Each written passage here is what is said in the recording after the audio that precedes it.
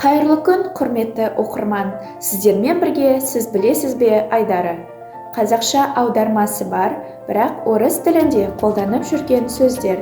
Экспертиза, сараптама. Мысалы, маған экспертиза нәтижелерін әкеліп беріңізші деудің орнына, маған сараптама нәтижелерін әкеліп беріңізші деп айтып жүріңіз.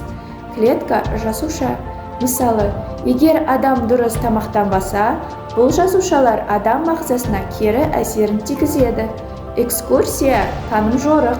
Мысалы, оқушылар 2 күндік экскурсияда өлкеміздегі киелі жерлермен танысады. Дұрысы, оқушылар 2 күндік таным жорықта өлкеміздегі киелі жерлермен танысады.